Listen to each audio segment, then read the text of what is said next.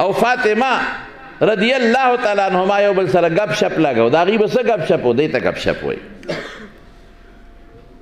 فاطمه ورته وی عایشې ته زما د بابا هغه بیبي وي چې تا سره ډېره مینه وه تا سره نورې ټولې کونډې کړې وې او ته یې پېغله کړې عایشې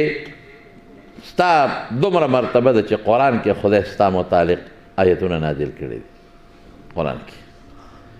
الطیبات للطیبین والطیبون للطیبات اولئک مبرؤون مما یقولون لهم مغفرة ورزق کریم الله وایي امهات المؤمنین لهم مغفرة الله وایي دا بخل شوي خلق دی دی له به الله د عزت خوراکونه قیامت کې ورکوي جنت کې به ورکوي امهات المؤمنین لوی خلق دی د مسلمانانو میندې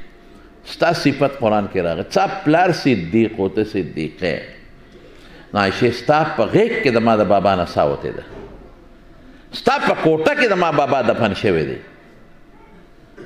وګورې عایشې زم څوک یم ښه زم د حضور پاک د غوښې ټوکړه یم زه یم د جنت د ښځو سرداره جوړه کړې زما بچي به په اوږو سورېدل او ډېره مینه یې ورسره کول عایشه صدیقه ورته فاطمې ته خو د حضور پاک ډېره خوښه وې او ما ته یاد دي چې ته به رالې تا ته به ودرېد او په سر به یې ښکل کړې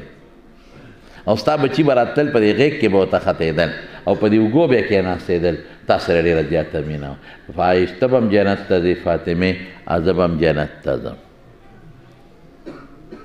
خو چې ته جنت ته لاړه شې نو په جنت کې به تا د حضرت علي صاحب ګوته نیولې هغه سره به چکرې لګې ځکه خاوند سره بنده ګرځي او ما به په جنت کې د محمد مصطفی ګوته نیولې هغه سره به ګرځم صلی الله علیه وسلم